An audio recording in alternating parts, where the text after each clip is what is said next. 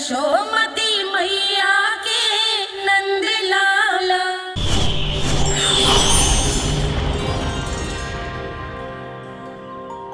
श्री नारायण के वाहन पक्षीराज गरुड़, मैं संपूर्ण सर्प जाति की ओर से आपसे एक निवेदन करने आया हूँ। कहिए, क्या कहना चाहते हैं आप? हे पक्षीराज, यदि आप हम पर ऐसे ही आक्रमण करते रहे तो शीघ्र ही हमारी प्रजाति समाप्त हो जाएगी। इसीलिए हमारी आपसे विनती है, यदि आप उचित समझें तो सर्पों के किसी एक घर से हम आपको एक सर्प प्रतिदिन अर्पित करेंगे। आप उसको आहार बनाइए और अन्य सर्पों को जीवित रहने का अधिकार दीजिए। मुझे स्वीकार है। तब से प्रतिदिन किसी एक घर से एक सर्प गरुड़ के भोजन के लिए भेजा जाने लगा। समय के साथ मेरे घर की भी बारी आई, परंतु मैंने एक बहुत बड़ी भूल कर दी। समय आ गया है स्वामी, आज गरुड़ के आहार के लिए इसे चुना गया है। कौन है यह गरुड़ और क्यों दूं मैं इसे कोई भेंट? स्वामी, सभी सर्प राज्यों और गरुड़ के बीच में यही समझौता हुआ है, हमें इसका सम्मान करना ही होगा। मैंने कोई समझौता नहीं किया, मैंने कोई वचन नहीं दिया और ना ही मैं किसी गरुड़ से भयभीत होता हूँ। यदि इस राज्य में किसी को सर्पों को अपना आहार बनाने का अधिकार है तो वो केवल मुझे है। अब से गरुड़ को दी जाने वाली हर भेंट मुझे दी जाएगी, महाविषधारी महान नागराज कालिया को। यह और कुछ नहीं, मेरा अभिमान था प्रभु, और यह मेरे इस जन्म की सबसे बड़ी भूल थी, क्योंकि फिर जब गरुड़ को इस बारे में पता चला तो। कालिया, अभिमान में आकर तूने अपने काल को ललकारा है। जिस कालिया के नाम में ही काल छिपा है, तू उसे ललकारने का दुस्साहस कर रहा है। गरुड़ स्वयं को भगवान विष्णु का वाहन कहता है, तो वाहन का ही कर्म कर। स्मरण रख, इस धरती के सर्वश्रेष्ठ योद्धाओं के लिए भी मैं मृत्यु का दूत हूँ। विनाश काले विपरीत बुद्धि, तुझ जैसे मूर्ख सदा इस युक्ति को सार्थक करते आए हैं। अपने विनाश को आमंत्रण किया है तो अब भोग।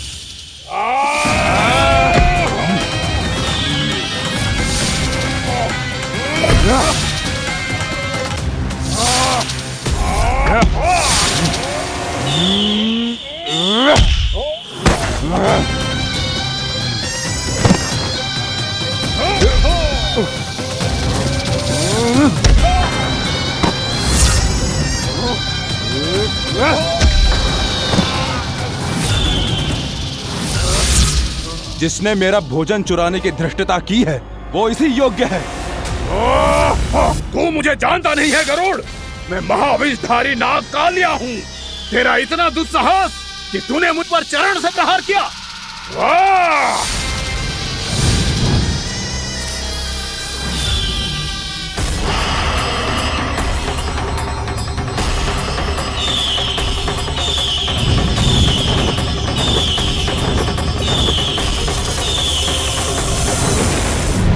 मैं अपने अभिमान में भूल गया था कि गरुड़ मुझसे कहीं अधिक शक्तिशाली है।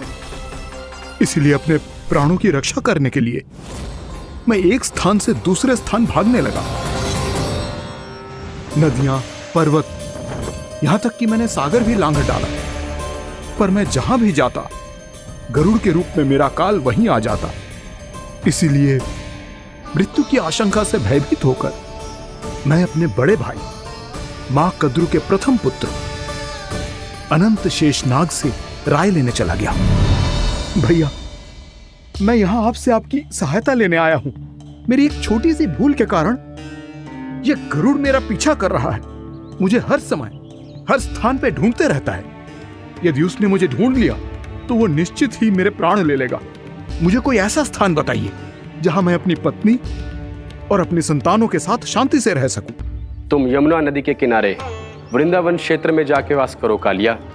गरुड़ वहां प्रवेश नहीं कर सकता क्योंकि उसे ऋषि सोबरी का श्राप मिला हुआ है।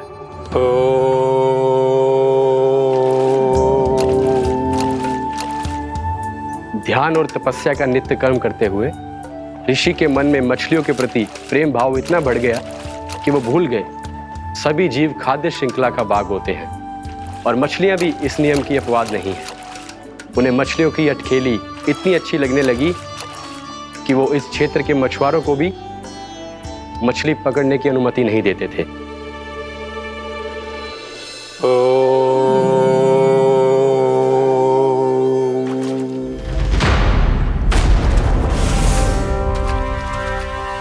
उस दिन वो उस पक्षी को नहीं रोक पाए, पर तब से सावधान रहने लगे। यहां तक कि अपने साधना से भी अधिक ध्यान वो पक्षियों पर केंद्रित करने लगे।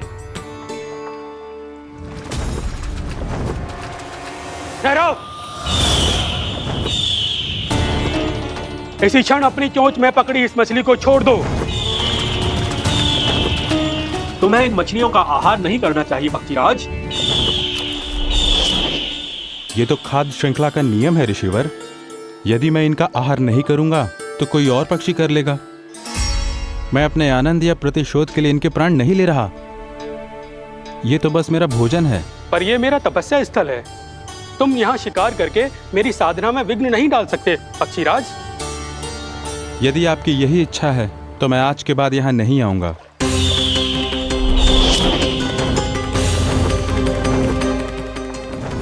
पर आज ये मछली मेरे आहार के रूप में पकड़ी जा चुकी है।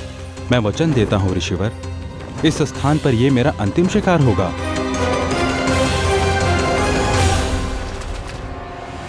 आज के बाद यदि तुमने वृंदावन की निकट उड़ान भी भरी तो तुम सैकड़ों टुकड़ों में फटकर मारे जाओगे पक्षीराज। ये मेरा श्राप है।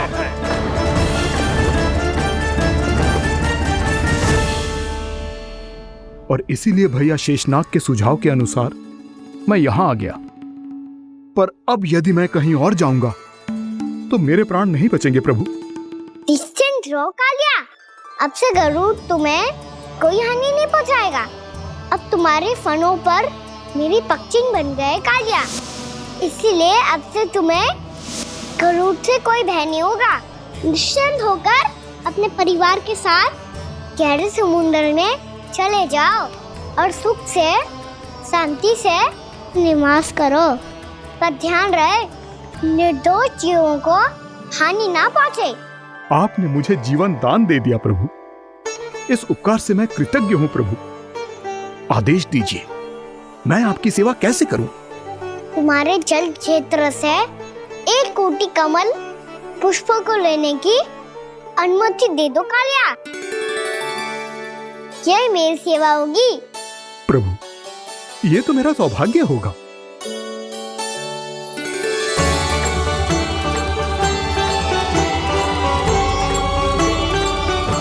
एक कोटि के स्थान पर हम 3 कोटि कमल पुष्प ले आए प्रभु। मैं तुम्हारी सेवा भाव से प्रसन्न हुआ कालिया।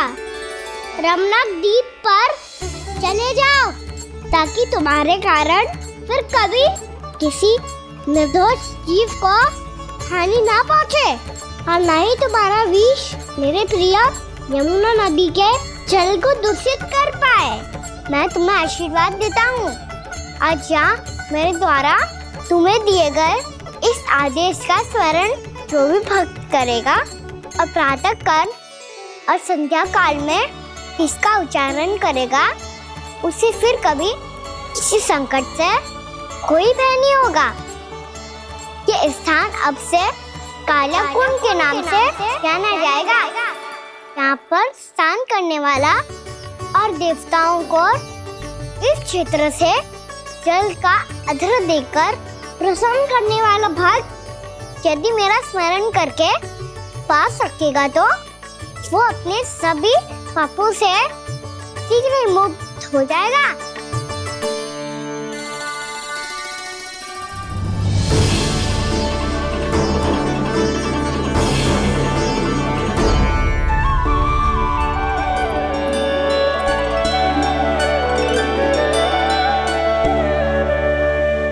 कौन है जी भगवान जिसने अभी अभी कालिया जैसे विशाल विस्तर का सामना किया? क्या एक साधारण बालक जो शीत की अधिकता से ठिठुर रहा है? क्या करूं? मैं लल्ला को ममता के आंचल में छुपा लूं या भक्त बनकर प्रभु की लीला देखती रहूं? क्या करूं मैं? कितना ठंडा था जल, बहुत सर्दी लग रही है। सर्दी से तड़पते हुए कैसे देखूं इसे? अभी जाके अपने पल्लू से सुखाती हूँ। हृदय से लगा के स्नेह की आँच दूंगी तो सर्दी पल भर में छूमंतर हो जाएगी।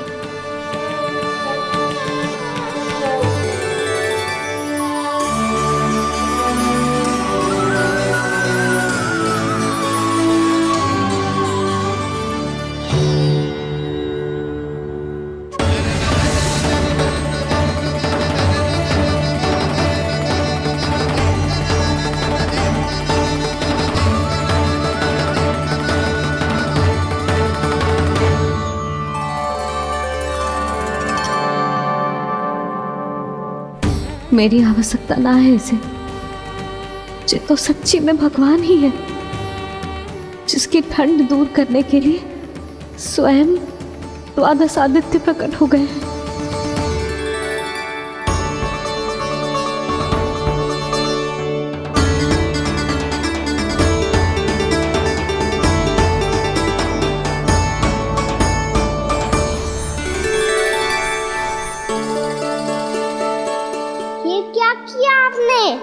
मैया मुझे अपने हृदय से लगाने वाली थी कि आप सब प्रकट हो गए।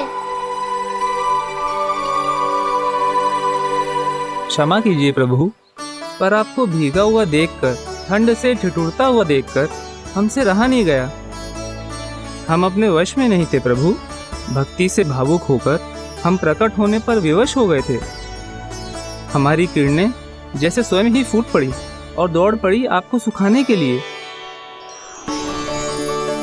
मैं आपका प्रेम, आपकी भक्ति समझता हूं आदित्यगण, और इसीलिए इस समय मैं जहां खड़ा हूं, इस स्थान को द्वादश आदित्य टीला के नाम से जाना जाएगा।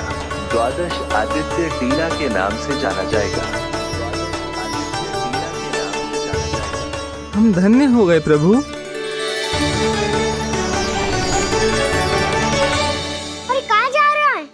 जो गड़बड़ किया है उसे सुधारिए तो सही। प्रभु आज्ञा दीजिए। अपना दाब इतना अधिक बढ़ा दीजिए कि मुझे स्वेद आने लगे, ताकि मैया मुझे स्वेद में गीला देख के और भूल जाए कि मैं ही भगवान हूँ, और मैया मुझे अपनी गोद में उठा के ले जाए।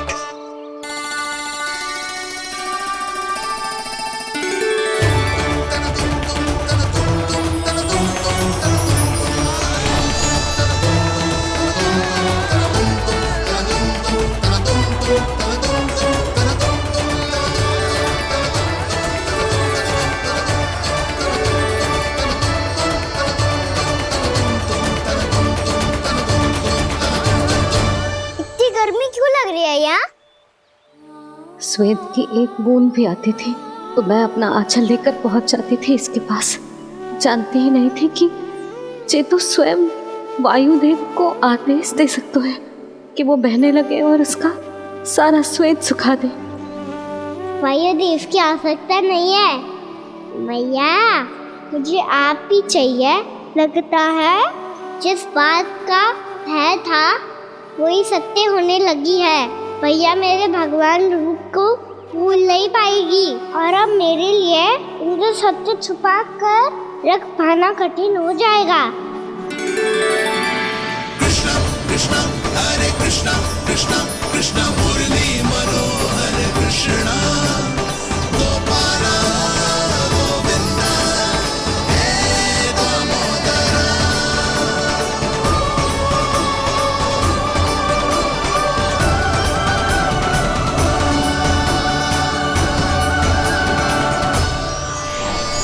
प्रभु, आपके श्वेत से बने इस प्रसंगदान सरोवर का प्रणाम स्वीकार कीजिए।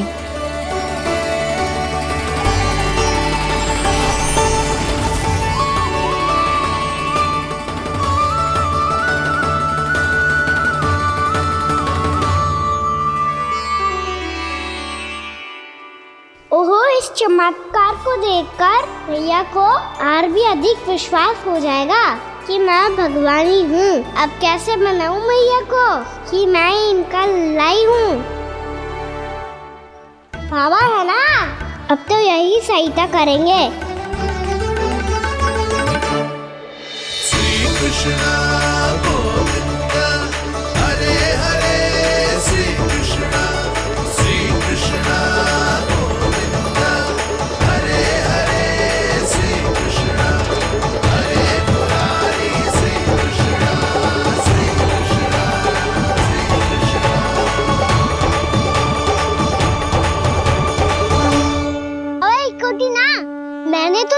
कोटि कमल पुष्पों का प्रबंध कर दिया है और चिंता करने की आवश्यकता ना है। 1 कोटि कमल के स्थान पर 3 कोटि कमल पुष्प मिल गए हैं। हाँ कान्हा, मैं उचित संदेश के साथ ये सारे पुष्प उस कंस के पास भिजवाता हूँ। महाप्रक्रमी कान्हा की जय। वृंदावन रक्षक कान्हा की जय। महाप्रक्रमी कान्हा की जय।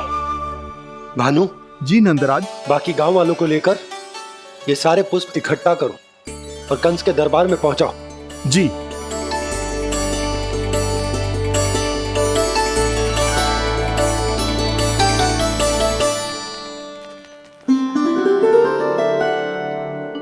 मैया, कौन हो तुम? मुझे पता था मैया, जब आपको सत्य पता चलेगा तो आप मुझे मैया की तरह स्नेह ना कर पाओगी, इसीलिए आज तक सत्य छुपाता आया हूँ, ताकि आपकी ममता, आपका प्रेम अनुभव करने का अवसर मिलता हुआ है मुझे। और फिर आज को बताया था ना,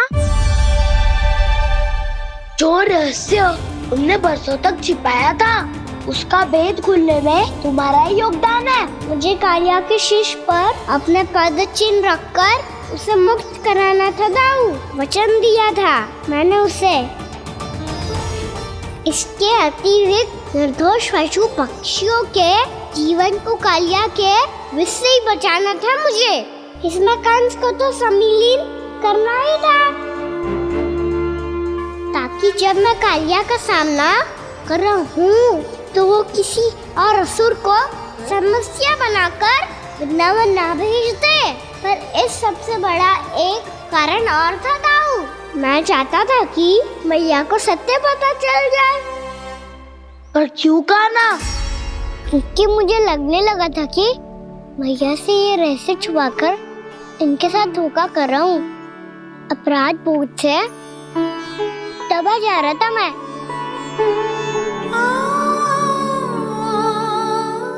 जो सत्य आपको, बाबा को, सभी को पता है, यहाँ तक कि मेरे सखा भी जानते हैं, वो सत्य मैंने मैया से छिपाया केवल इसी लोक में कि मुझे इनकी ममता प्राप्त होती रहे।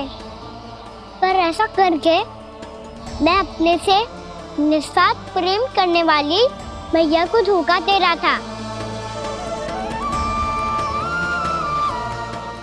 आप ही बताओ दाऊ, जो इस संसार में मुझसे सबसे अधिक भरोसा करता है, उसी के साथ छल कैसे कर सकता हूँ मैं? हाँ, मैं नारायण का अवतार हूँ, पर अपनी मैया का छोटा सा लल्ला भी तो हूँ।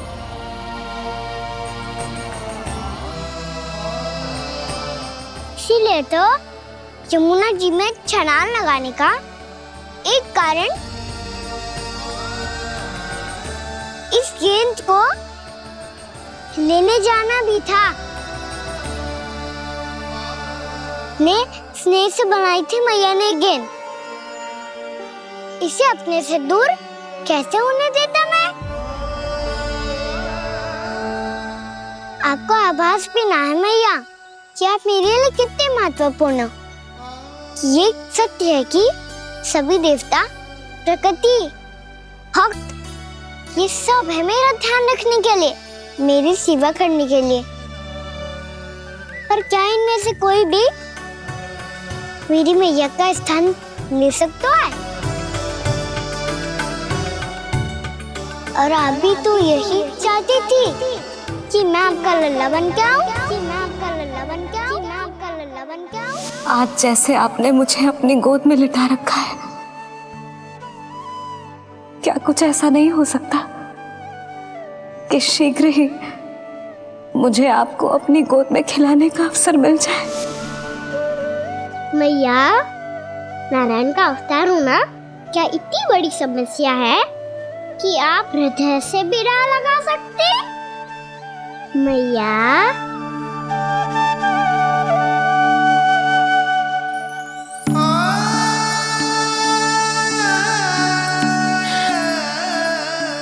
मेरा कान्हा, मेरा लल्ला।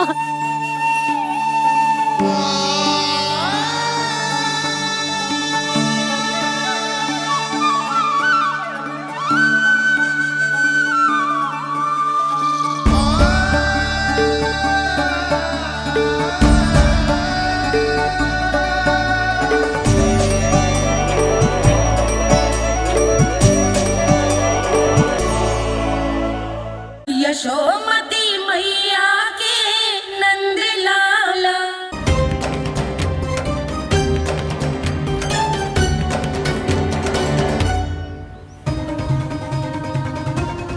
कान्हा, तू ऊपर क्यों चढ़ रहा है? अरे ऊंचाई से देखूंगा तभी तो गेंद दिखेगी।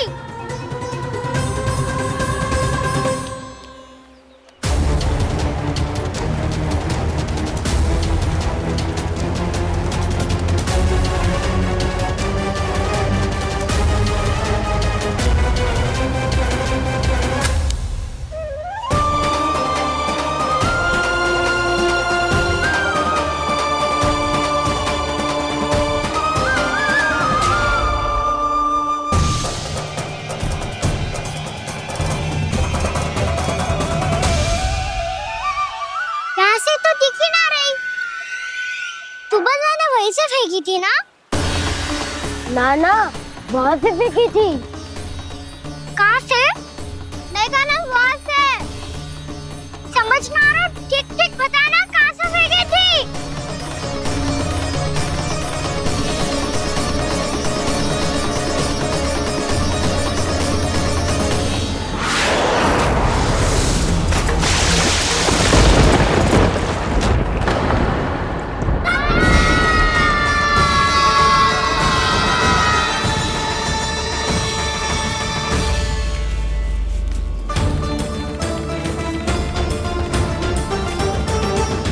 कालिया नाग के क्षेत्र में जाकर कोई भी जीवित वापस ना लौट सको है।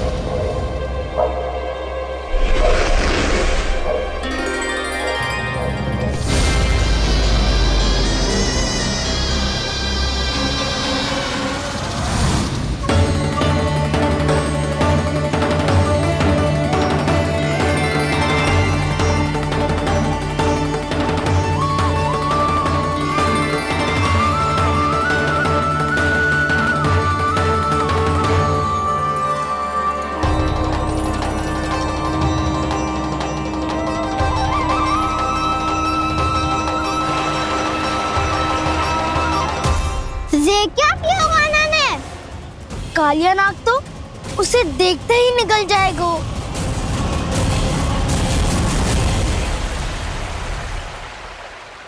तो आरंभ से अब तक सब कुछ उसकी लीला का ही भाग था।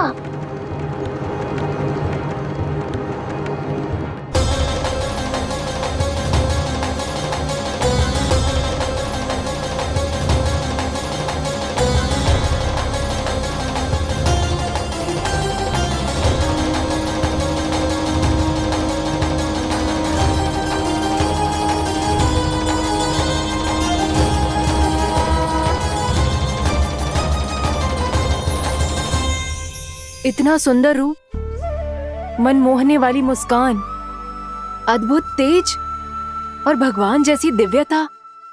कौन हो तुम?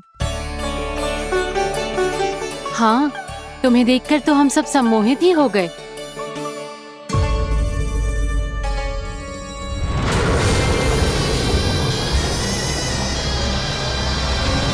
तुम जो भी हो बालक, वापस लौट जाओ। हमारा हृदय तुम्हें ही देखते रहना चाहता है। किंतु यदि हमारे पति जाग गए तो तुम्हें अवश्य हानि पहुंचाएंगे। ये बहुत विषैले है बालक, कालकोट जैसे भयानक। इनके विष से तुम नहीं बच सकोगे। नंदराज, कालिया नाग के विष का प्रभाव बढ़ते ही जा रहा है। पहले 8 कोस तक उसके विष का प्रभाव था, अब तो 1 योजन से अधिक क्षेत्र में फैलो है। जल पीने के प्रयास से अनेक पशु मारे गए हैं और नदी के निकट के वृक्ष और वनस्पति सब नष्ट होने लगे।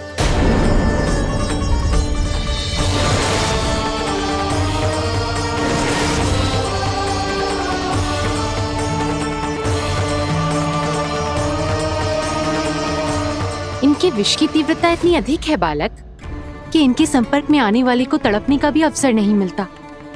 इनके विष की अग्नि क्षण भर से भी कम समय में प्राण वायु को जलाकर राख कर देती है।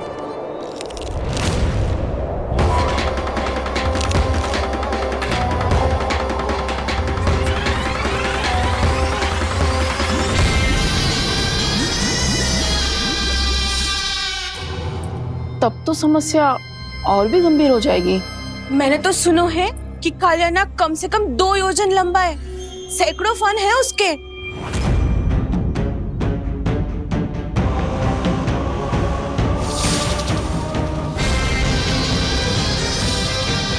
इसका अर्थ तो ये है कि हम दोनों ओर से फंस गए। एक और कंस को 1 कोटि कमल पुष्प देने जो कि कालिया नाग के क्षेत्र में पड़ते हैं, और दूसरी ओर उस कालिया नाग का विष यमुना जी के क्षेत्र में बढ़ता ही जा रहा। इसके कारण हम ही नहीं, निर्दोष पशु पक्षी भी संकट में। इन दोनों समस्याओं का एक ही समाधान है, उस कालिया नाग का सामना करना। और ये ना समझ आ रहा कि हम ये करेंगे कैसे, क्योंकि ये बात साधारण मनुष्य के बस की ना है। हमारे लिए ये असंभव है।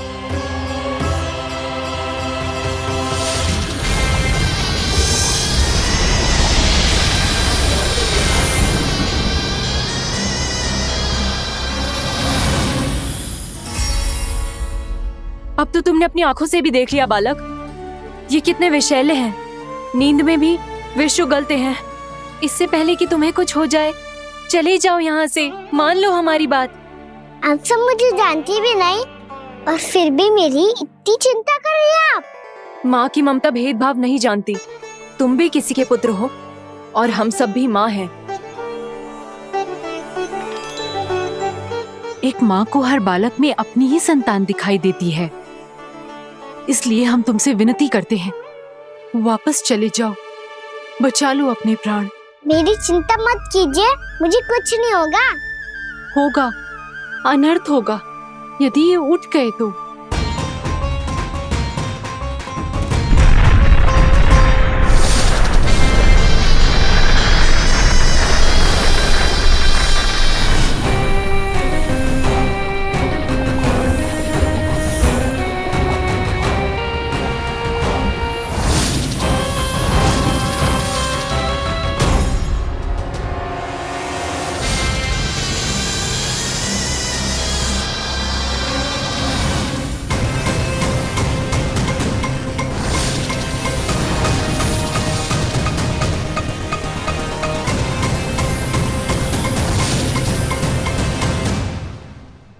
सामने होते हुए भी अपने इश्क को केवल वही देख सकता है जो अपना अभिमान त्याग चुका हो।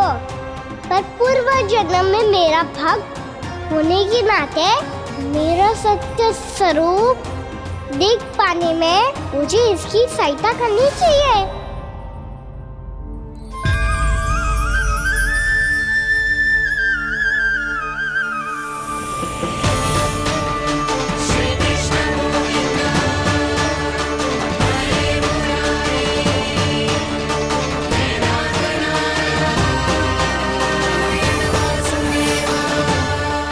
देखो हमारा छोटा सा कान्हा कैसे डट के खड़ा हुआ है, इतने विशालकाय, इतने महाभयंकर सबके सामने।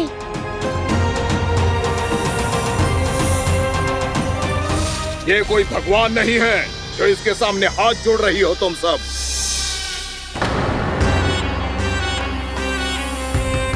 एक सामान्य साधारण बालक है ये, जो ये तक नहीं जानता कि इसके सामने है इसका काल, कालिया। तू कौन है बालक? मेरे इतने निकट आकर भी तू जीवित कैसे है? मेरी नहीं, अपनी चिंता करो कालिया। बहुत मनमानी कर ली तुमने। अब बस, मैं तुम्हें रोकना हूँ। अब बस, मैं तुम्हें रोकना हूँ। मैं तुम्हें रोकना हूँ। बित्ते भर का है तू, मेरे विष के बारे में जानता ही क्या है? और कहता है मुझे रोकने आया है। किससे? किससे रोकना चाहता है तू मुझे? मुझे क्रोध दिलाने की भूल मत कर बालक। अपनी फुंकार से ही तेरी इस मुस्कुराहट को अंतिम मुस्कुराहट बना सकता हूं मैं। शीघ्र बता, कौन है तू और किसने भेजा है तुझे? तुम्हें आवाज भी है कि अपनी पुकारों से तुम कितना विष भूल चुके हो। पवित्र यमुना नदी को कितना दूषित कर दिया तुमने। और यही नहीं, तुम्हारे कारण निकट के जीव जंतुओं, वृक्ष, वनस्पतियों सबको हानि पहुंच रही है। तो क्या? मुझे उससे क्या? मुझे है आपत्ति है मुझे तुम्हारी इस व्यवहार से, और इसीलिए तुम्हें यहाँ से जाना होगा। यहाँ से जाना होगा।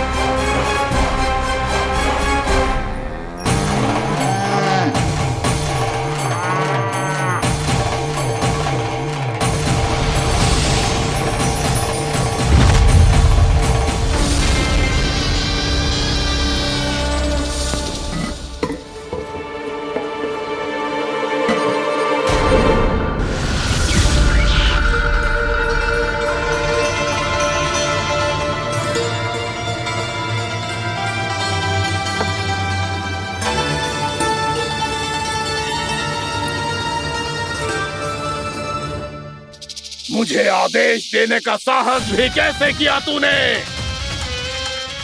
इस क्षेत्र को मैंने अपना राज्य बनाया है, मेरा परिवार रहता है यहाँ, और तू मुझे यहाँ से जाने के लिए कह रहा है?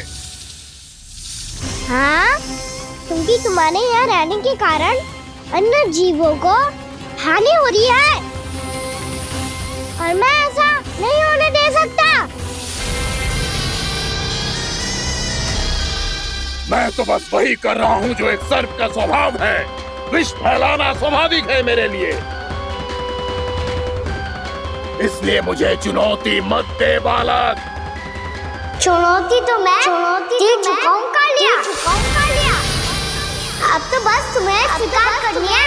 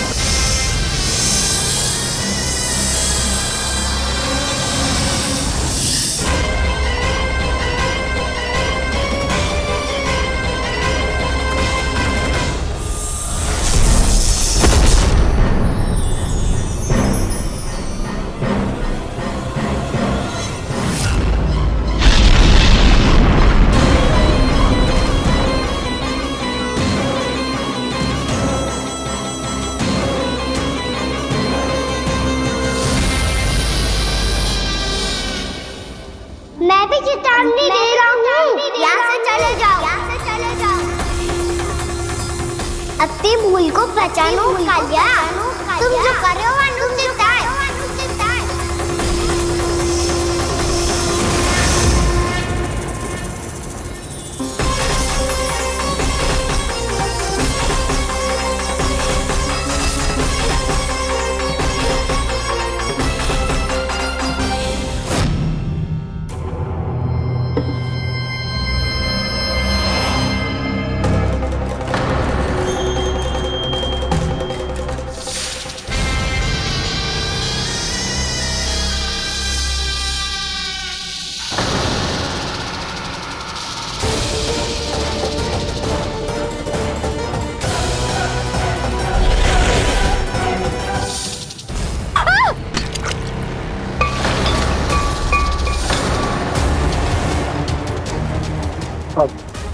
मैं आता हूं।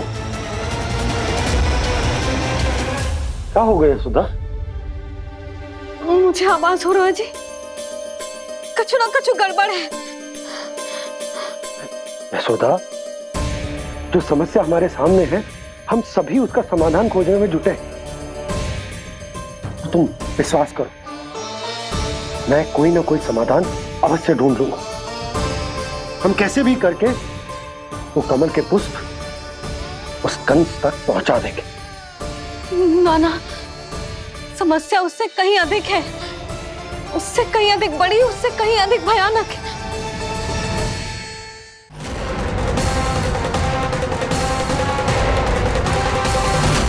विस्की ये बूंद से ही सबके प्राण चले जाते हैं। इसने तो विस्की धारियां फेंकी है खाना पे। कान्हा कैसे बच्चे को अधिक विष से? इसका विष तो क्या, ये सर स्वयं भी छू तक नहीं पाएगा हमारे कान्हा को।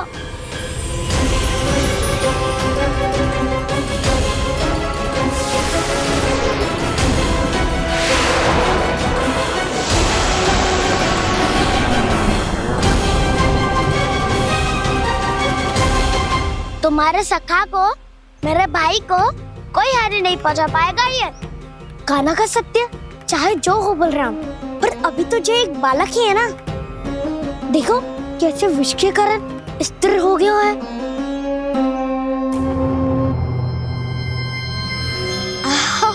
हाउ सर्फ ने कितनी आसानी से अपनी पूंछ से बांध लिया है। मुझे यहाँ से भगाना चाहता था ना तू? अब मैं तुझे दिखाऊंगा अपना सामर्थ्य। ये मूर्ख किसे बांधना चाहता है अपनी पूंछ में? उन्हें जिनका विस्तार सारे ब्रह्मांड में है, या उन्हें जो स्वयं अनंत है? पर देवराज, प्रभु ऐसा करने ही क्यों दे रहे हैं कालिया को? आप सब भूल रहे हैं देवगण। कालिया पूर्व जन्म में प्रभु का बहुत बड़ा भक्त था। उसी भक्ति का फल मिल रहा है अब इसे। वैसे भी भक्तों के मन का भाव सबल हो तो भगवान तो सहज ही बंध जाते हैं।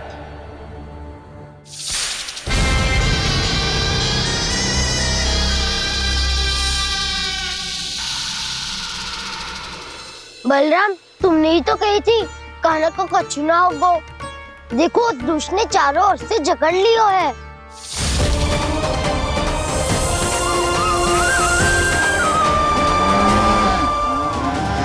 ये क्या कह रही हो तुम? जसोदा जी, क्या हुआ? घबरा क्यों रही हो आप? सुलक्षणा, मुझे आभास हो रहा है कुछ बहुत बड़ी अनहोनी हो गई है। नंदराज, नंदराज, नंदराज!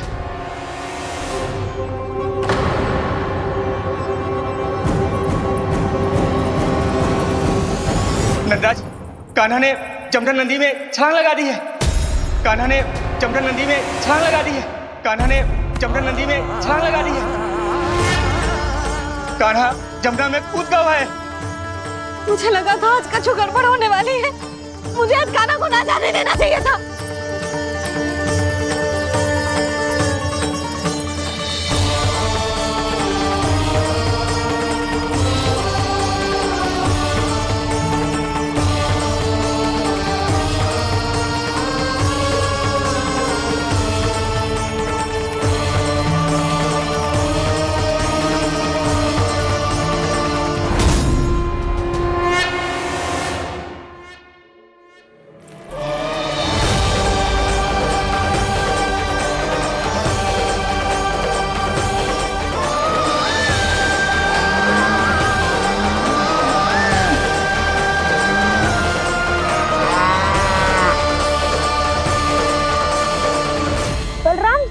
करो ना।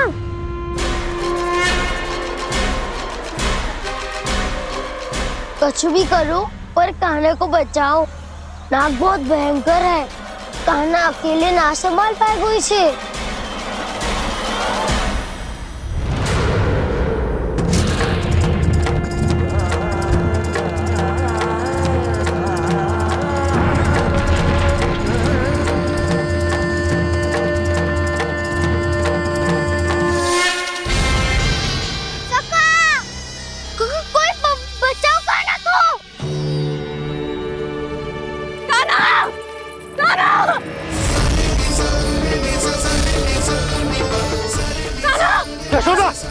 रुको। छोड़ दो मुझे, छोड़ दो मुझे। जीजी संभालो, बावली हो गई ना। जीजी संभालो। काला, काला।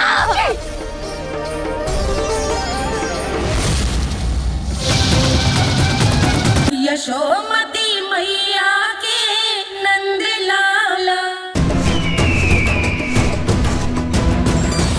नारायण हरि, नारायण हरि।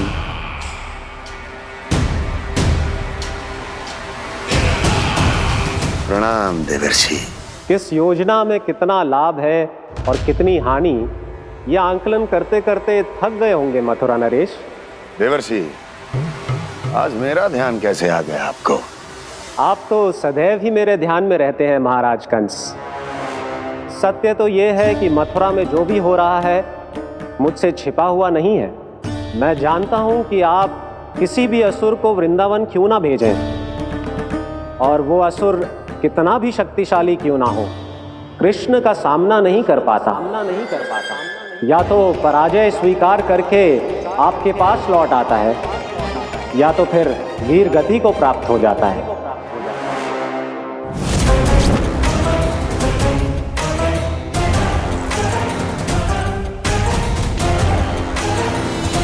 वाह, मुझे मेरी असफलताएं स्मरण कराने आए हैं, मेरे घाव को खुरेदने आए हैं, उन पे नमक छिड़कने आए हैं। मित्र को शत्रु समझने की भूल मत कीजिए महाराज कंस। मैं तो आपकी सहायता करने आया हूं। हाँ, और मेरी सहायता। कृष्ण विष्णु अवतार है, आप विष्णु के भक्त हैं। मैं हूं विष्णु द्रोही, फिर भी तो आपके आराध्य को हानि पहुंचाना चाहता है, उसकी सहायता करना चाहते हैं आप। क्या आप निश्चित रूप से कह सकते हैं कि आप ब्रह्मांड के सभी नियमों को अच्छी तरह समझते हैं? अवश्य।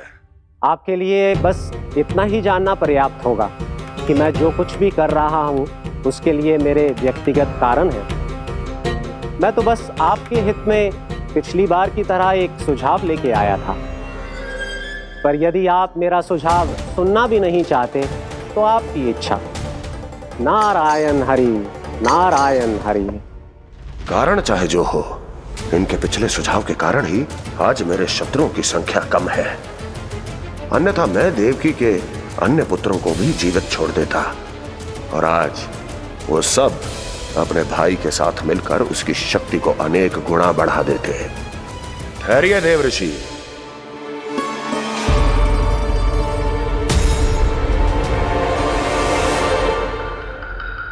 बताइए क्या सुझाव है आपके पास?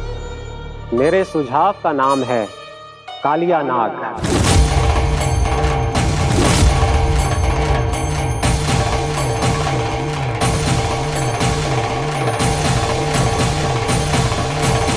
उसके विषय में मैं जानता हूं देवर्षि। तो समस्या यह है कि मैं स्वयं उससे मिलने नहीं जा सकता, उससे भेंट नहीं कर सकता। उस कृष्ण की हत्या के लिए उसको वृंदावन जाने के लिए तैयार नहीं कर सकता। तो मत जाइए उसके सामने, और ना उसे भेजिए कृष्ण के सामने। हर बार आप किसी न किसी असुर को अपने शत्रु के क्षेत्र में भेजते हैं, जहां शत्रु उसका सामना करने के लिए पूरी तरह से तैयार होता है, और आपका असुर मारा जाता है। इस बार शत्रु को युद्ध स्थल चुनने का अवसर मत दीजिए महाराज। इस बार योजना का जाल ऐसे बुनिए कि कृष्ण स्वयं उसके पास जाने के लिए विवश हो जाए। कालिया नाग स्वयं काल है, मृत्यु का दूसरा नाम है। उसके विष का उपयोग अपने लाभ के लिए कीजिए महाराज। वैसे कालिया के विष की अधिकता का अनुमान तो होगा ही आपको।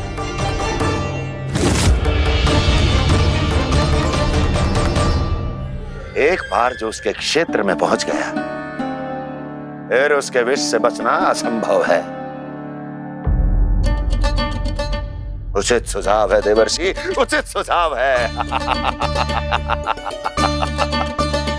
देवर्षि, उस छलिया विष्णु की भक्ति करते करते आप भी उसके रंग ढंग सीख गए हैं। उचित है। उचित है।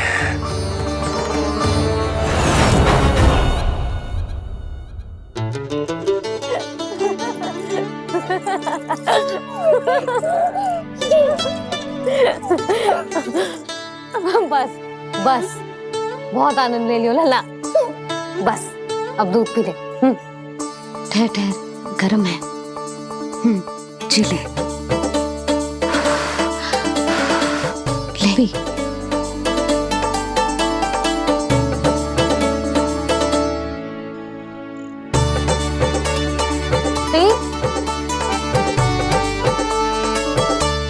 मैं ना होती तो ना जाने क्या होता तेरा। अपने आप दूध भी ना पी सकते है भावला कहीं का। आपकी इस प्रेम के लिए तो मैं धरती पे आया हूँ मैया। मैं भी यही सोच रहा हूँ यशोदा कि तुम ना होती तो मेरा क्या होता। इसी बात पे थोड़ा दूध और कजू खाने को दे दो। अरे मैं तो भूल ही गई। तनिक ठहर जाओ जी दूध पी लेना तो आपके लिए भी कछु ले आती हूँ।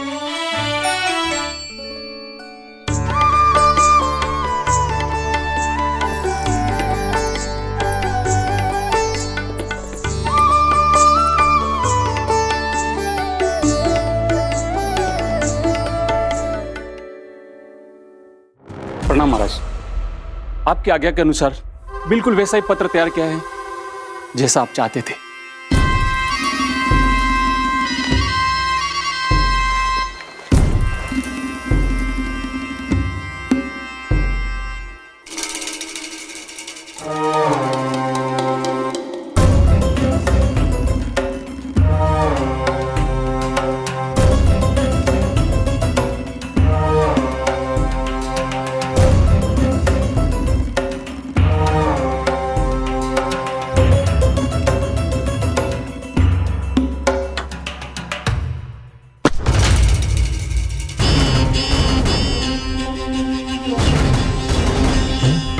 कृष्ण जन्म से लेकर आज तक ये मेरी सबसे महत्वपूर्ण योजना है। इसका सफल होना निश्चित है दूत, किंतु केवल वही करना जैसा मैंने कहा है। जाओ।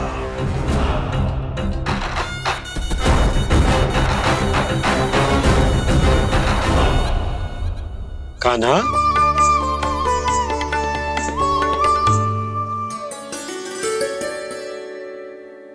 क्या होगा? बाबा मैं चाहता हूँ कि मैया की स्वमता क्रिस्टल फ्रेम की वर्षा मुझ पे सरते ऐसे होते रहे। वो तो होती रहेगी लल्ला। अपने लल्ला के लिए किसी मैया का प्रेम कभी कम हो सकता है भला? नंदराज, वो मथुरा से एक दूत आयो है महाराज कंस का राजपत्र लेके।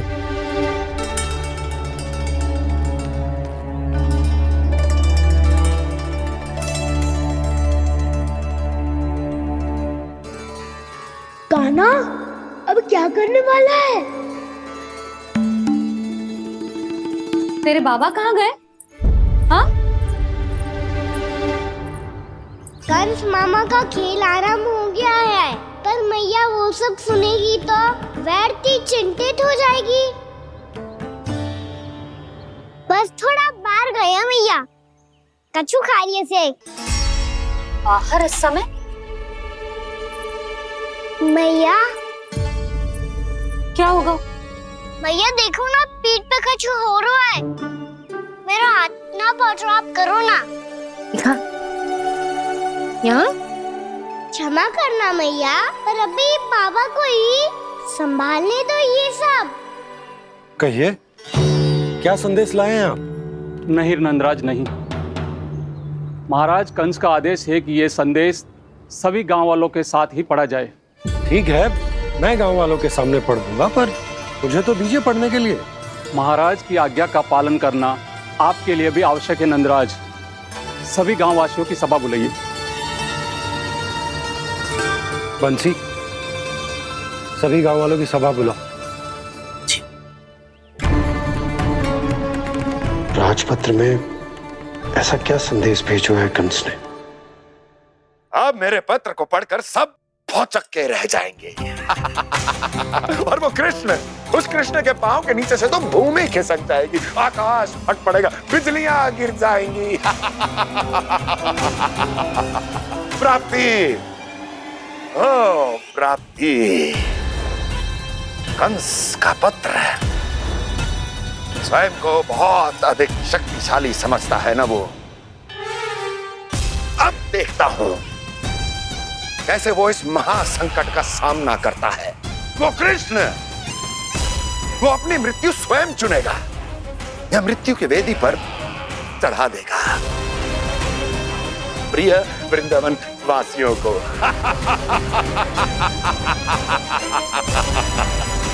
अब आएगा आनंद प्राप्ति, अब आएगा आनंद। सबको इकट्ठा करवा के ही पढ़वाएगो। अवश्य ही कोई विशेष संदेश दिया होगा कंस ने।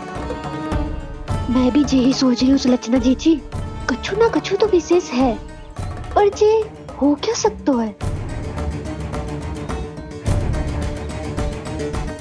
हाँ, बात तो सही है। ऐसा क्या हो सकता है? सभी गांव वासियों के सामने कहा जाए, कछु तो विशेष अवश्य लग रहा है। बाहर तक कोलाहल क्यों हो रहा है? मैया, मैया, अब क्या होगा? मैया देखो ना, सर पे कछु हो रहा है। लल्ला, नारायण ने तुझे हाथ दिए हैं ना? पीठ की बात अन्य थी। अपने सिर की सेवा स्वयं कर। सर पे तो हाथ पहुंच रहा है ना?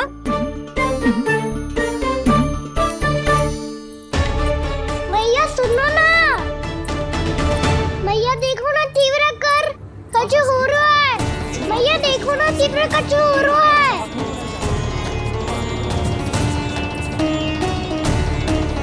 सब लोग आ चुके हैं, अपना संदेश सुनाइए आप।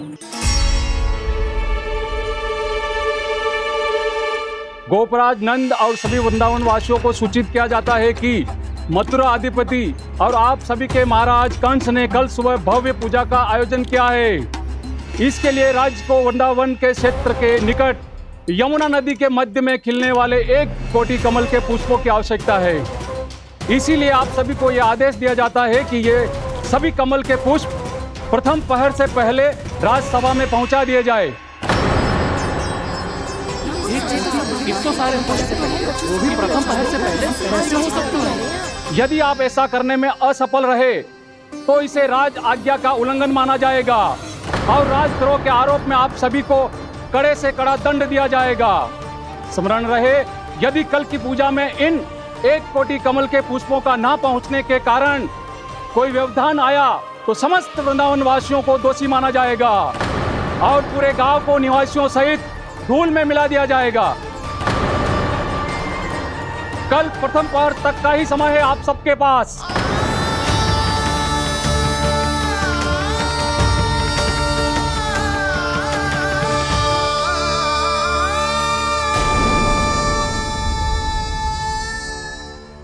कमल पुष्प, वो भी कल प्रथम प्रहर में?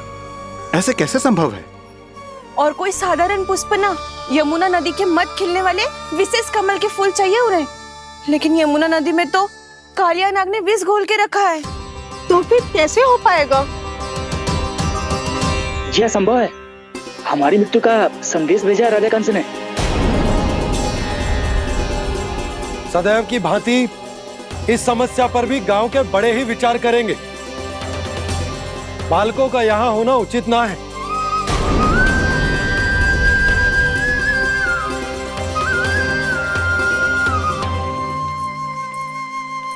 लल्ला, ले जे गेंद ले, जा अपने सखाओं के साथ खेल। सुबह उज्जवल, मधुमंगल वसंता, देखो भैया ने क्या दिया है। चलो खेलें, बहुत आनंद आएगा आज।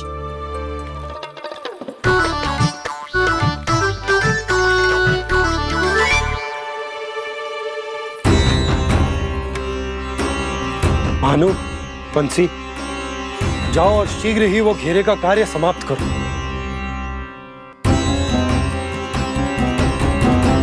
पर कछु ना कछु तो करना पड़ेगा ना। पर हम कर ही क्या सकते हैं? पुष्प लाने को और कोई उपाय है भी तो ना। मैं चला जाऊंगा जमुना जी में। वैसे भी मेरे जीवन के कितने दिन शेष बचे हैं। गांव के लिए, समाज के लिए कुछ करके मरूं, तभी तो शांति मिलेगी। ना काका, यदि आप उस विषैले जल में छलांग लगा भी दोगे, किंतु 1 कोटि कमल पुष्प एकत्रित कर पाना आपके लिए संभव ना है। इससे अच्छा है कि मैं चला जाऊं। यदि मैं मर भी गया तो मेरे पीछे रोने वाला कोई ना है। किसी को कहीं जाने की आवश्यकता ना है। गोप नरेश होने के नाते ये मेरा कर्तव्य है कि मैं आप सबकी रक्षा करूं। नंदराज, आपको जाना है तो जाओ। हरिया, काका, भैया सब चले जाओ। लेकिन आपको पता है वहाँ का जल कितना विषैला है। आप लोग एक क्षण भी जीवित नहीं रह पाओगे। फिर कैसे इकट्ठा करेंगे 1 कोटि कमल पुष्प? आप बात तो सही कह रही हैं शांति। उस दुष्ट कंस ने ऐसी मांग रख के हम सबको फंसा दिया। हम में से कोई भी क्यों ना चला जाए और इस संकट का समाधान ना निकले को। कान्हा, बताना कौन सा खेल खेलें? गेंद पकड़ खेलते हैं। पर एक बात सुन लो सब, कोई भी तीव्र गति से ना फेंकेगा गेंद को। भैया ने फ्रेम बनाई है मेरे लिए। सब तैयार हो?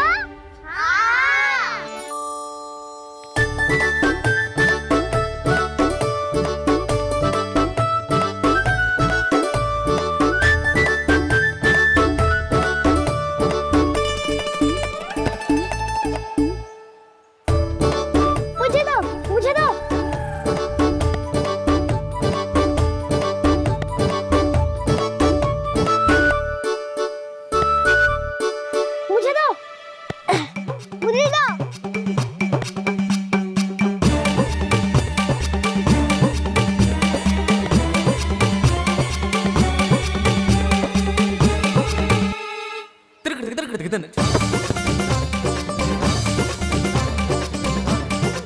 कान्हा, इतनी धीरे से फेंकेगो तो कैसे आनंद आएगो?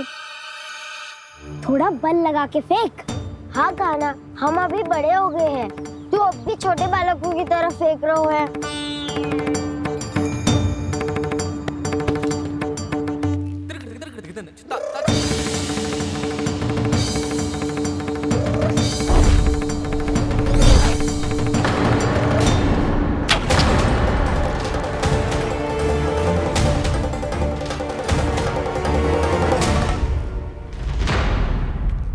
दीदी जी क्या करो कान्हा? गेंद तो डूब गई।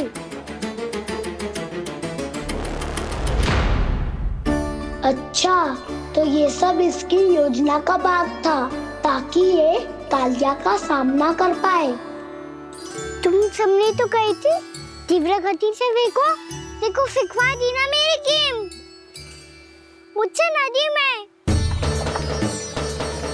अब मुझे जाके लानी पड़ेगी। रुक जा कान्हा, रुक जा कान्हा। जी क्या बोल रहे थे कान्हा? इसमें तो बहुत संकट है। कोई भी संकट मेरी मैया का उपहार खोने से बड़ा ना है। बहुत प्रेम से बना के उन्होंने दी थी। हे नारायण, कोई उपाय समझ में ना आ रहा है। मैया, हम कैसे करेंगे हम अपने गांव की रक्षा? कीड़े पड़ेंगे उस दुष्ट को।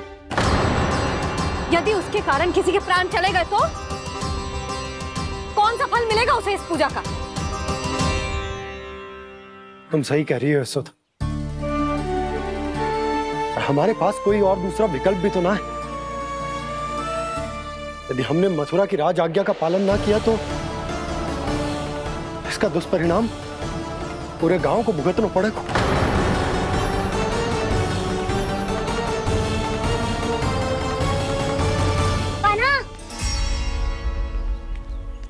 तुम्हें पता है कि तो भगवान है, दिव्य है, बहुत शक्ति है तुझमें।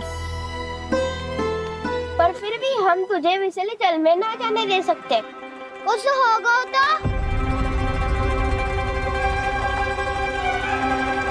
तुम सब इतनी हट कर रहे हो तो ठीक है, ना जाऊंगा। गेंद कहाँ गिरी है, कितनी दूर गई है, ये तो देख लूं, ताकि उसे बाहर निकालने का कोई उपाय ढूंढ पाऊं।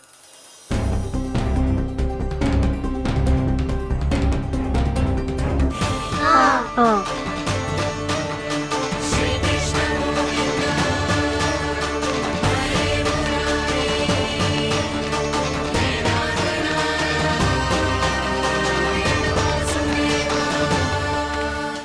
कान्हा की ये लीला तो समझ ही नहीं आ रही। पहले इसने देवश्री नारद को मथुरा जाकर कंस को भड़काने के लिए कहा, फिर स्वयं ही दुखी भी हो गया कि अब इसका रहस्य सबके सामने खुल जाएगा। और अभी स्वयं ही तो इसने कहा था कि गेंद बहुत महत्वपूर्ण है, फिर स्वयं ही उसे नदी के विषैले जल में फेंक दिया।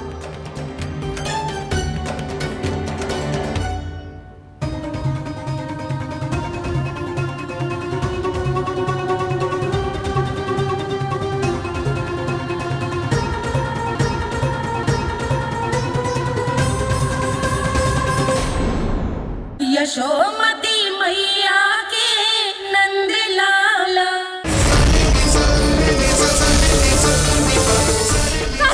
यशोदा, यशोदा रुको। छोड़ दो मुझे, छोड़ दो मुझे। जीजी संभालो, बावली हो गई है। जीजी संभालो। कान्हा। देखो अब कैसे तुम्हारे अस्थियों को तोड़कर छोटे छोटे टुकड़ों में बदल दूंगा मैं।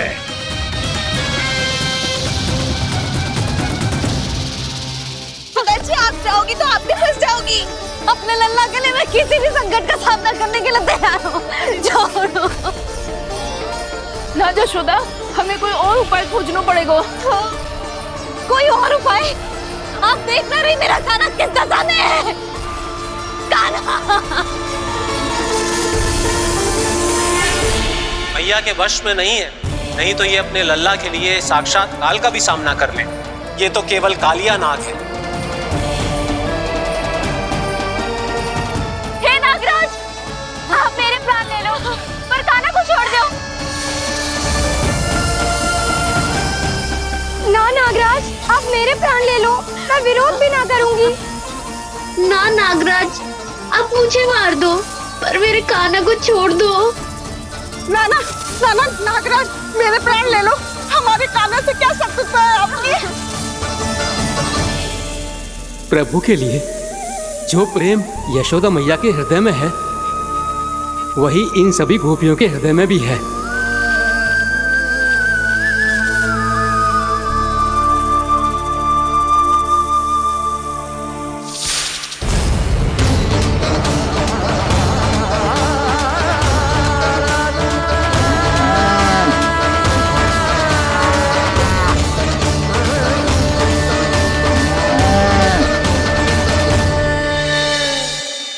यशोदा, यशोदा, देखो इन गोपियों को, इन गैयाओं को, इन सब के मन में भी तुम्हारी भांति ही ममता भरी हुई। वो सब भी कान्हा से उतना ही प्रेम और स्नेह करती है, उतनी ही ममता से भरी हुई है जितनी कि तुम। तो तुम ही सोचो, जिसके साथ इतनी ममता और इतना स्नेह, इतना प्रेम, उसका कोई क्या कर सकता है? उस काले नाग का वेश इस सब आशीर्वादों के सामने कछु न है। कछु करो जी। उसे बोलो वो मेरे प्राण ले ले, मेरे कान्हा को छोड़ दे। यशोदा,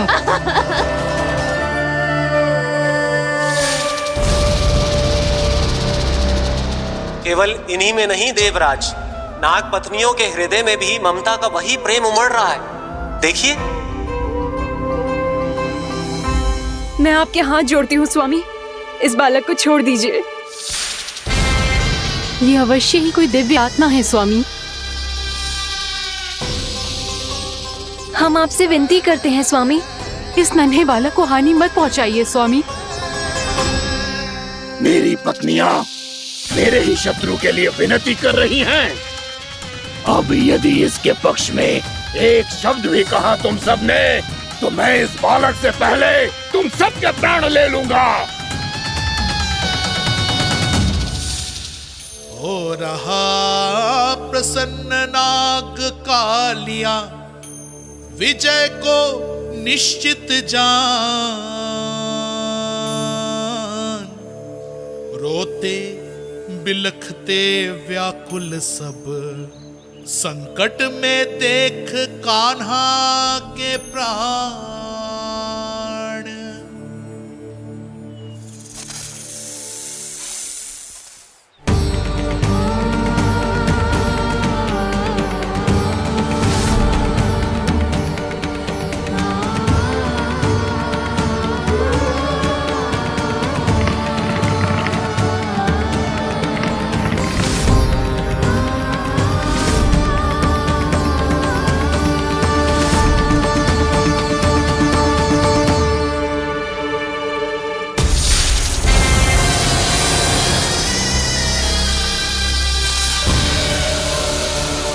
कुछ करो जी, मेरे लल्ला को बचा लो, कोई तो कुछ करो।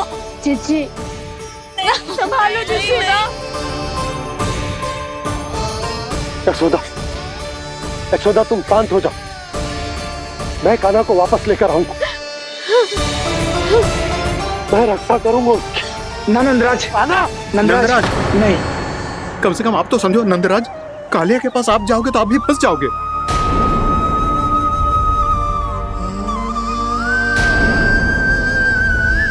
बलराम, तेरा भाई इतनी भीषण संकट में है और तुझे जरा भी दुख ना हो रहा? क्या आप सब अब तक नहीं समझ पाए कि कान्हा सच में कौन है? छोटे बाबा, आप तो उसका सत्य जानते हैं ना?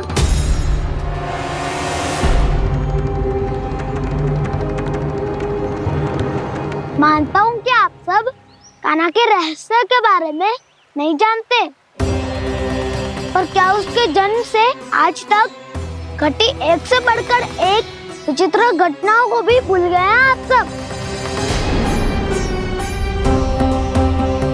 भूल गए हैं कि कैसी पूतना जैसी राक्षसी उसका कुछ बिगाड़ नहीं पाई, कैसे तरनावती जैसा भयानक राक्षस उसे एक खरोच भी नहीं दे पाया था।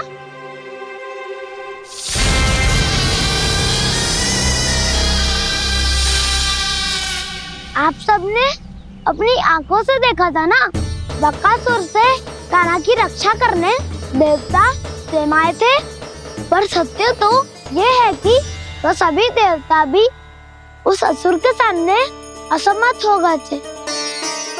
तब कान्हा ने बहुत ही आसानी से उस भयंकर असुर का वध किया था, एक ही बार में धराशायी कर दिया था उसे। तो आप सभी सोचिए, बार बार ऐसे असाधारण कार्य करने वाला बालक साधारण कैसे हो सकता है? अब तो आरंभ से ही सारा सत्य जानते हैं छोटे बाबा। रहस्य छुपाने में सदैव कान्हा की सहायता करते आए हैं आप, और आज आप स्वयं ही उसके सत्य को भूल रहे हैं। और तुम सब भी तो जानते हो कान्हा की शक्तियों के बारे में, तो क्या तनिक भी विश्वास ना है अपने सखा पे? बलराम, जे तू क्या कह रहे है? मैंने जो कहा उसका एक एक शब्द सत्य है छोटी माँ।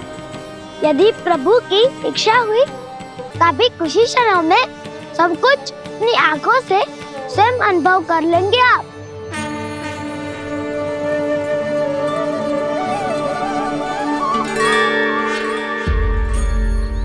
शांताकारं भुजगशयनं पद्मनाभं सुरेशं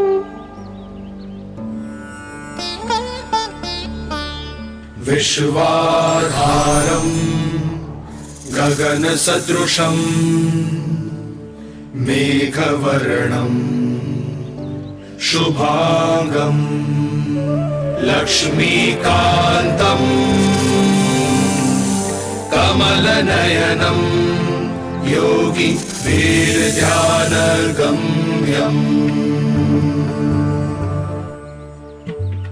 वन्दे विष्णुं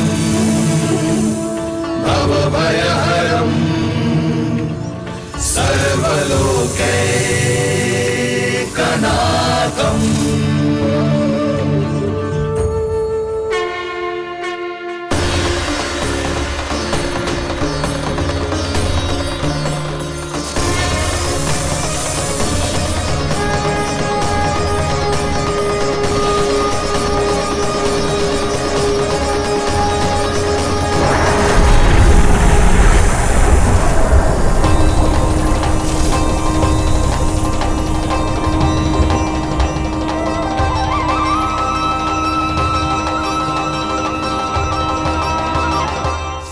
तुझे क्या लगता है बालक कि तू मेरी जगत से निकल गया तो अब बच जाएगा तू?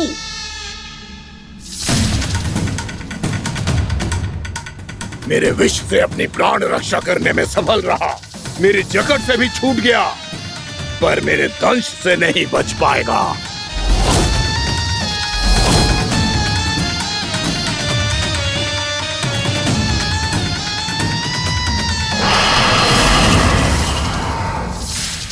अब भय से भाग रहा है, पर मैं तुझे मृत्यु देकर रहूंगा।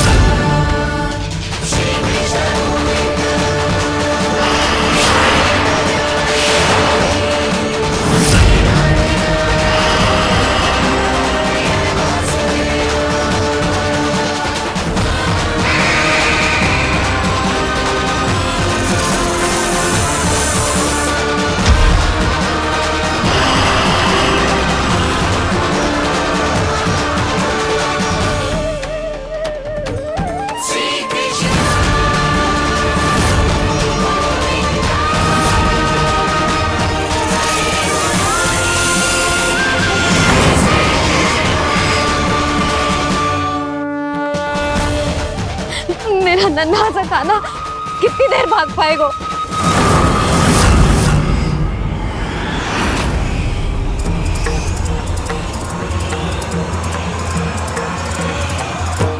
और कितनी प्रतीक्षा करोगे मेरी भक्त कालिया? भक्त नहीं, काल हूं मैं तेरा। जब अहंकार का मुकुट बुद्धि को ढक लेता है तो भक्त अपने भगवान को भी नहीं पहचान पाता। व्यर्थ की पहेली में मत उलझा बालक, ना मैं भक्त हूँ और ना तू भगवान।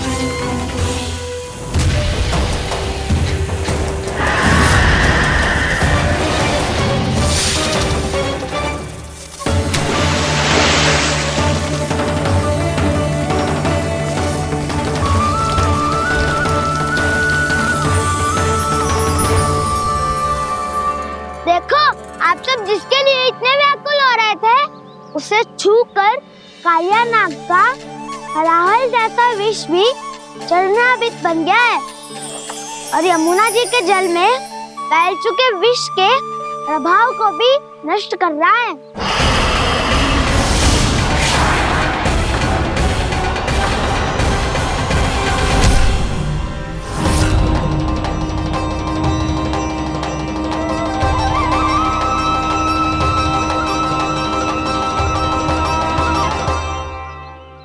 धर्म रक्षक अधर्म विनाशक प्रभु श्री कृष्ण का कौशल सचमुच अद्वितीय है।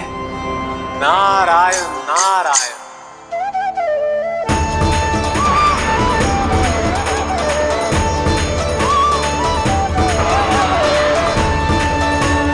मेरा भाग तुम्हारे भीतर के अहंकार का प्रतीक है कालिया। अब तुम्हारा अहंकार, तुम्हारा अर्पण मेरे पाँव के नीचे है और तुम्हारी पूंछ अर्थात तुम्हारे प्राण मेरे हाथ में। अब तुम क्या करोगे भक्त?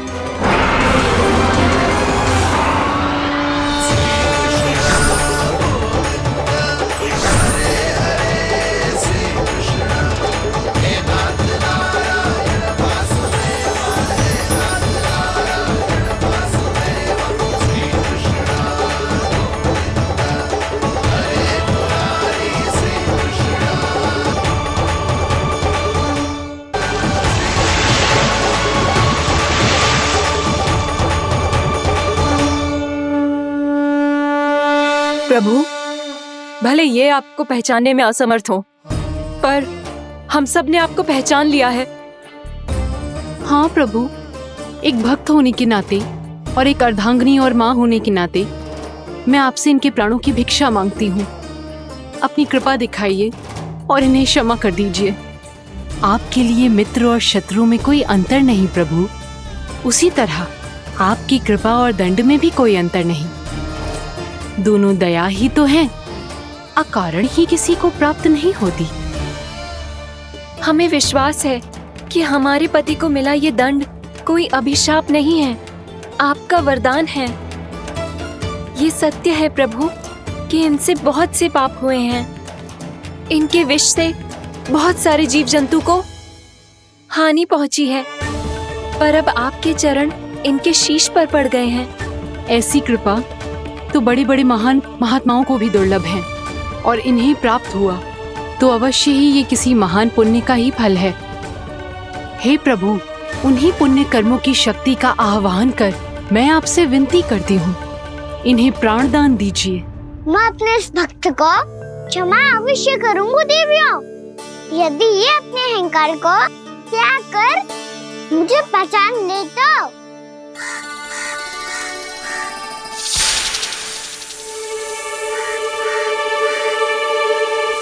मैं तुम्हें श्राप देता हूँ, जितनी विषैली तुम्हारी जिह्वा है उतने ही विषैले सर्प बन जाओ तुम।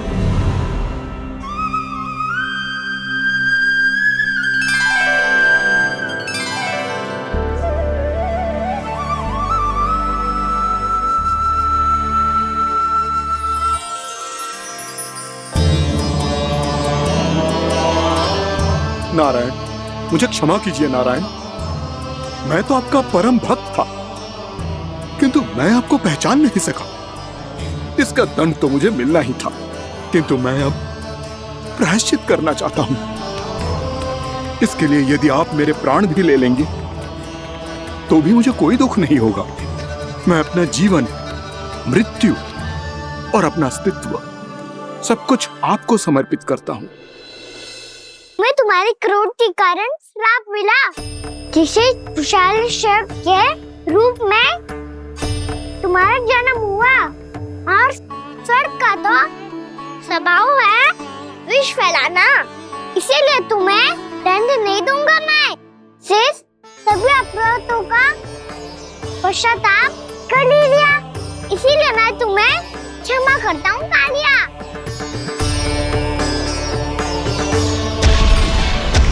पर तुम्हें यहाँ से दूर समुद्र के बीच जाकर रहना होगा, जहाँ किसी निर्दोष का जीवन तुम्हारे विष से प्रभावित ना हो। मैं चाहकर भी आपकी इस आज्ञा का पालन नहीं कर सकता। मैं असमर्थ हूँ प्रभु, क्योंकि यदि मैं इस क्षेत्र को छोड़कर गया तो मेरी मृत्यु निश्चित है। आपसे क्या छुपा है प्रभु? आप तो जानते हैं कि सर्प जाति और आपके वाहन गरुड़ के बीच अनंत शत्रुता चल रही है, जिसका प्रारंभ नागों के द्वीप नागालय से हुआ था। उस द्वीप पर छोटे जीवों को निगल जाने के लिए सर्प थे, और गरुड़ को सर्पों का स्वाद बहुत प्रिय था, इसलिए वो बार बार नागद्वीप जाने लगा था। पर इस कारण पूरी सर्प जाति उससे आतंकित हो गई थी। इसलिए जब भी गरुड़ वहां पहुंचता तो सभी सर्प छिपने लगते। जब गरुड़ को इसका आभास हुआ तो उसे बड़ा क्रोध आया और वो उत्तेजना में भरकर सर्पों का शिकार करने लगा। भूख ना होने पर भी उन्हें मारने लगा। अब सर्पों के प्राण हरना उसके लिए खेल बन गया था।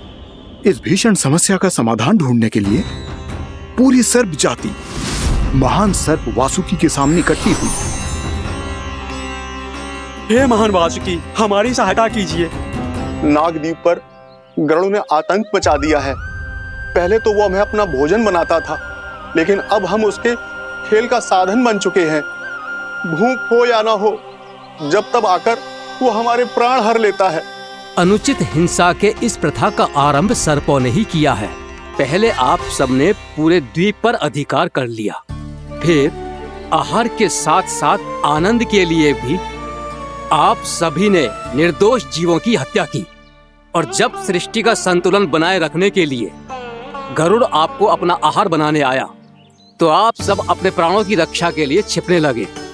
तो फिर गरुड़ का उत्तेजित होना तो स्वाभाविक ही था। नागनाथ, जो हमने अन्य जीवों के साथ किया वही अब हमारे साथ हो रहा है, परंतु ये भी तो सृष्टि के संतुलन के विरुद्ध ही है ना? अवश्य है, इसलिए मैं गरुड़ से चर्चा करूंगा। धन्यवाद प्रभु।